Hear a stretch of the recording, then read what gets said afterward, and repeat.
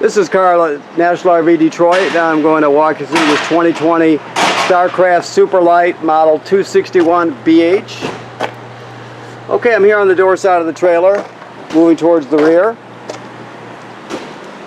And down here you can see you've got a LP Quick Connect fitting here. Alright, that's used to connect your cooktop. You see, let me see if I can fish that out of there. Let me go this way. Uh-oh. Let's see here. See, I've already got a snafu here. How do I get my hand back there to get this out? After it's pulled out where it's supposed to be, we won't have to have this issue. Okay, well, I'm just going to show you because I'm going to pull it out before you get here to pick it up. But you can see the blue cap is still on it. That is the male end for the LP hose to operate this cooktop here. So that male end will snap into this female Quick Connect fitting right here.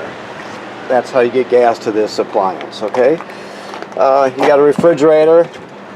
It's just a 110 AC refrigerator. It automatically will turn on as soon as you plug the trailer in, okay? Also, I noticed you got a second Quick Connect right here. So you got a place to hook up two gas low pressure LP appliances. The other one generally would be like a grill or a griddle that you would hook up here, but you've got two connects, which is good. So you can always add more if you choose to cook outside. You've got a power awning with an LED strip. This is the vent for your range hood right here. If you're going to use the fan in the range hood, you want to pull this baffle loose so it flaps freely. Otherwise, you keep it pushed shut like that unless you're venting, okay? That's the service panel for your refrigerator. That's your vent for your furnace. That's just some power, okay? This is a broom. Our cleaning person's in there working on it right now. Okay, this is your water heater. Now, the switches to operate this are inside the trailer. I just want to show you that this is empty right now. The tank is empty. You can see the plug is pulled out, and it's right here. Let's see if we can get that in frame here. And so you would obviously replace that when you want to fill it. It's just empty because most people will leave them empty when you're not using it, just so the water doesn't get stale in there. Now, before you turn on the heat for this water heater, you always want to make sure you have water in the tank. So after you put that plug in, you'd be hooked up to city water. Okay, then you would turn on your hot water faucet, let's say over the sink, and it'll be, if it's empty, it'll just spit out air, and as it fills, it'll be a combination of air and water. And when it's all the way full, it'll just be a solid stream of water, and you know you're full. Okay, your steps fold into the trailer. If you have to adjust the length of the legs for the terrain, if it's uneven, you're going to, let me see where I'm at here. You're going to pull this, let me see if I get it on frame here. Where's my thumb here? All right, come on. Let me turn the monitor a little bit so I can see. There we go. So it's right. I wasn't even close. Okay, it's right here. So you pull this pin and you can adjust the length of the leg. Wow, I was way off there. Okay, your stabilizer jacks they're cranked down. You take a 3/4 inch socket or a 3/4 inch crank. This comes with a crank right here. You can see it right there. But you can put a 3/4 inch socket on a drill like most people do these days and just zip them up and down that way. This is a reducer to reduce your power cord down to 15 amp. Remember, if you plug it in at home, you can't run the air conditioners on a 15 amp plug, so it'll eventually pop a circuit breaker. Keep that in mind. This is a Quick Connect spray hose. I'll show you where that plugs in a minute, and that is your dump hose right there that you would hook up at the dump station. You also have a hitch on the other side we'll look at. Okay, so you got two LP tanks. You got a power tongue jack right here. Now the tongue jack, if it was to ever fail on you, let me adjust my monitor here, you can pull this plug right out of the top here. It's a rubber plug, and you can use the same crank you would use for the stabilizer jacks. You could use the same crank to crank this manually if you had to get yourself out of trouble. Alrighty, deep cycle marine battery. Okay, this is your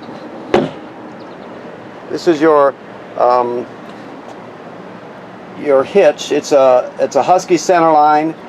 I'm trying to zoom this back here. A Husky centerline weight distribution hitch with built-in sway control. So we'll show you how it operates when you come to pick up your trailer. But if you have to refresh your memory, you can go to their website, Husky Centerline, and look at their hookup videos too. You can do that from wherever you're at, just if you need to, the first few times you use it, if you need to refresh your memory on it, okay? All right, moving towards the rear on the off-door side. We have the docking station, which is basically where you hook up your water. So I'll put this down. Okay, so the sprayer I told you about hooks up right here, and that's all there is to it. This is your city water hookup right here. Now you can see the blue valve, or blue valve handle, I guess you would say. If you look at the drawing here, it's in this position right here. It's for city water. So right now, if you hooked up the hose and turned it on, it would just supply water to the entire trailer. Now if you go to a campground that doesn't have city water, it does not have plumbing at the campsite, you can pre-fill your tank by turning the valve this way, all right, if you can see that, turning it that way, which matches the drawing there, and that would actually fill your tank, and then you can pump the water out of your tank when you get to the campsite. This device here, or this hookup here, is a black tank flush. I'll show you how that works right now. Let me get down here. So you got two valves. You got your black tank valve right here, which is toilet water and waste. And then you got your gray tank valve here, which is sink and shower water. So now the water might come out now, because I don't know if he's water testing it, so I don't want to.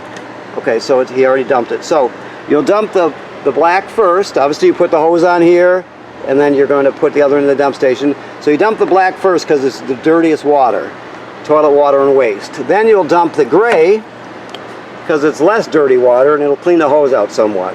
Okay? Then you close the gray and you leave the black tank valve open, and you would come up here and hook your hose at the dump station right onto this black tank flush here, and it'll spray the inside of your black tank and clean off the sensors, clean out the tank. It'll just clean it out a lot better. And also the fresher water will clean out your hose too. So it's a good thing to do. It's really a better way to dump your trailer. So you have that. This is just cable, campground cable through to the inside of the trailer, so you know what that is. Okay, I'm always dusting things off here. Okay, so this is your power cord. It's 30 feet long and 30 amp. It just plugs in right there. Come around to the back, you have a ladder, which is great because you have to inspect the roof of your trailer. All trailers have to be inspected.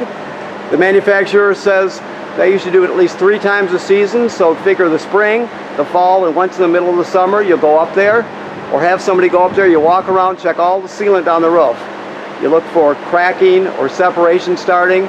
Some years, sometime you're going to see it. It has to be touched up as soon as you see it, but that's why you're inspecting it, just to keep an eye on it, all right? You've got to do that. Also, you have a backup camera right there. The backup camera will activate when you turn your running lights on. So when you turn on your running lights, you'll be able to see behind you backing up or driving down the road, or both. All right? Okay, so let's go inside. You hear the air conditioner running, so okay. So when you walk in here, this is our cleaning person, Amanda. This is the first control panel you see when you come in. So this is just your slide out button. I'll just bring it in just a hair so you can see it. This one comes in up over the floor. When it goes out, excuse me, it drops in place. And you hear that ratcheting sound. It'll do that coming in and going out both. So if you hear that When you hear that sound, you just take your finger off the button. Also, your awning extend and retract. I'll just go a little ways with it here. You just go out like that, back in like that. Now, when you roll it out, it goes out 8 feet, and you'll be able to see the awning tube when it's all the way out. That's how you know you're all the way out. But keep in mind, you never leave it out unattended. If you're not going to be at the campsite, you want to actually roll it in, just so it doesn't get damaged by the wind or weather. So if you're not at the campsite, roll in the awning. This is how you check your levels here. You can see your battery is charged. Your fresh tank is got water in it, but we'll dump it. We're still water testing. The black and gray are empty. So as they fill up, they'll graduate in 1/3 increments, and they'll light up as the LEDs will light up as it fills. Once you get past like 2/3, you're going to want to think about dumping the tank. Also, I told you there's a water pump on board, so that's right here. So if you're using fresh water tank because you don't have camping or you don't have plumbing on the campsite, you just turn it on right there. If you want to run the water heater on electric, you will go like this, and gas is right here. Just remember, like I said, always make sure there's water in the tank before you turn it on. He does not have your TV hooked up yet. I'm sure there's a reason for that, but it will be done by the time you come to pick it up. The microwave works like any other microwave. This is the range hood right here. I told you need to make sure that baffle on the outside is flapping freely for the fan. You got light. Now you got a Furrion range here. So you spark this to light it. I don't know if he's got the gas on right now or not. We'll find out in a second here. So you turn it on to the flame, and then you turn this clockwise to spark it. Oh, so yeah, so he's got it on. You can see it sparked right then. Shut it off. Let me get a better picture of it. And on. Okay. So you turn the sparker clockwise. Now for the oven, you do the same thing, except you have to know that there's a pilot light way back there at the bottom, all the way to the back. If you see, maybe you can see, I can spark it right here. I don't know if you can see that or not. But basically, you will put this to pilot. This is the awning knob here. You depress it and hold it in. Then you're going to spark it till the pilot light down here lights. Once it lights, you're still going to hold this in for another 10 seconds or so, then go to your operating temperature. But when you shut it off, the pilot light goes off. So you have to relight it each time you use it. Always keep your range top closed. When you're traveling, it'll want to break on you if you leave it open, so keep it closed. This device down here is the power converter. It converts 110 AC to 12 volt DC. So you see you got regular household circuit breakers here, and they're labeled. Then it converts the power over here to 12 volt DC, and you got fuses and relays here. So you want to keep an eye on it. If any of these fuses were to blow, they'll actually light up, and you'll be able to see it through this perforation here. So keep that in mind. Also, when you're plugged in, this is a battery charger, so it'll keep your battery charged up all the way charged as long as you're plugged in at the campsite or any place else for that matter. So, okay? All right. This is a Norcold refrigerator. It's gas absorption, so it'll work on 110 AC or LP gas. So you're just going to turn it on like that. Then you select the mode. That's gas right there, just so you know. That's automatic, and that's electricity. Gas, automatic. Now automatic is where you're normally going to be, because in automatic mode, electricity takes parameters. So it'll always search for electricity first, and when it finds it, if it finds it, it uses electricity. If it doesn't, it'll automatically switch over to gas. That's why they call it automatic. So gas is it's second choice. So it's good to leave it on automatic, because if you, let's say you're at the campground, or let's say you're set up at your campsite and you leave for the day to go adventuring, and you have a power failure at the campsite, it'll automatically switch over to gas for you so you don't spoil the food. So it's the best way to do it, just because you'll always be protected that way. You can pull this down the road on gas. That's perfectly acceptable. Alright, so let's see here. This device over here is your carbon monoxide and LP gas detector. right here. It should always be green like it is. Let me find the button here. Hold on, let me see if I can find it. There you go. So they'll go through two self-tests. Another one coming up. There we go. That's showing you what the low battery alarm sounds like. And then back to green. So it always should be green like that. If it goes off, obviously you're going to take everybody outside, shut the gas off at the front, and figure out what's going on. You've got two bunks. This table, you can take the legs off of it and stow them, and then put the tabletop down and turn it into a bed. This is let me make sure what it is. It's a fold-out 3-panel hide-a-bed. So you remove the back cushions. You'll grab it down here. You'll fold it out, put the legs down, fold it back into place, and then you got a pretty decent hide-a-bed with foam cushions on it, so it's really not all that bad.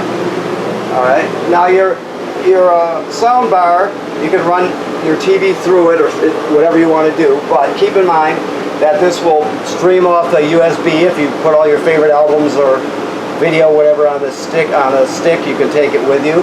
You can hook up wirelessly with Bluetooth, so you can stream off your phone or tablet. It's got 2 speaker zones. A is inside the trailer, B is outside the trailer. So there's a lot you can do with it. And this is where you would hook up your TV right here. And that's where you would mount a bracket if you choose to. All right. This is the thermostat for heating and cooling. You just hit it once to start to light it up. Then you can scroll through furnace, off, fan, air conditioner, furnace, off. Fan is just the AC runner without the compressor. That's what we're at right now, auto cool, which is the air conditioner. Keep in mind, anytime you select, like if you were to select air conditioner, there's a lag time before it turns on, or off for that matter. Same way with the furnace, so there's always a lag time. Your furnace lights automatically, there's no pilot light or anything you have to light. You just turn it on and it makes 3 attempts to light. The refrigerator always makes 3 attempts to light. The water heater makes 3 attempts to light, so it should always light within the first attempt.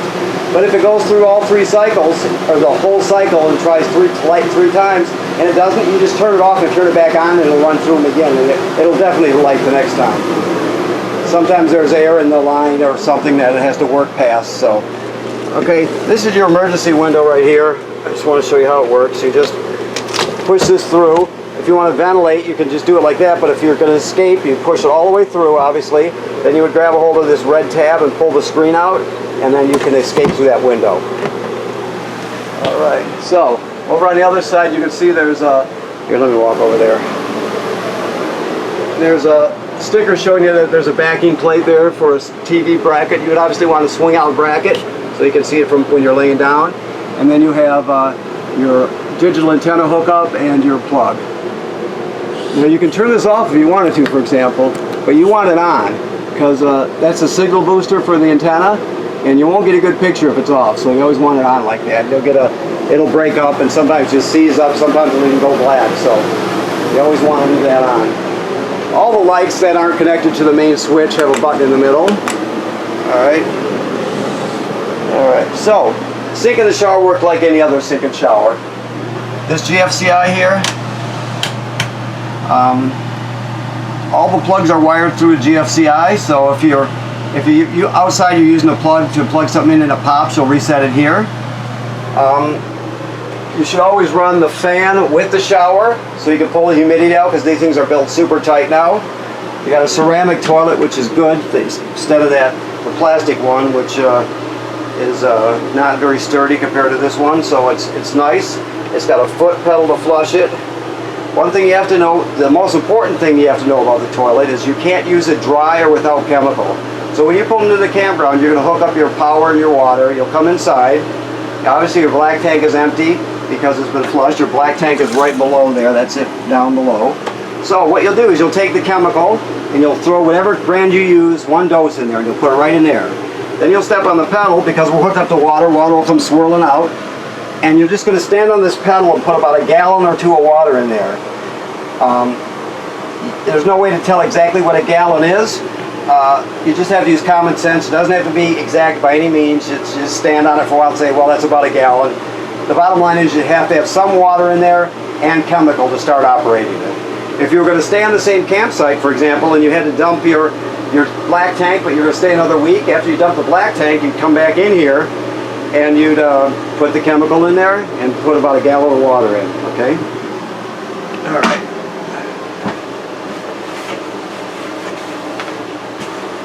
Okay, so I think I might have everything here. Let me look around. You got a MyPillow dog bed. How about that? I notice MyPillow makes towels now, so this guy's out of control. Good for him. Yeah, so basically I'm looking around here to make sure I've got everything, which I believe I do. So I just want to tell you that, first of all, thanks for purchasing your trailer here at National RV. Second of all, I don't know your level of experience, if you're going to have it winterize yourself or somebody else is going to do it, but if you do it yourself, keep in mind you can't get water into the hot water tank. Excuse me, let me back up. You can't get antifreeze into the hot water tank, because if you do, it'll leave a really foul taste and a bad smell, so they put bypass valves on the back of the water heater, so you have to be aware of that before you pump an antifreeze in. And like I stated earlier, make sure you inspect your roof. That's not this trailer, it's every trailer ever made. Part of owning a trailer, you have to go up there 3 times a season and inspect your roof just to make sure it's nice and tight and no cracking or separation. You also look at the sides of the trailer, pay special attention to the corner areas. Any place you see caulk from the factory, you're just going to take a quick look at. But you got to inspect the roof of the trailer, that's very important. Okay, thank you very much.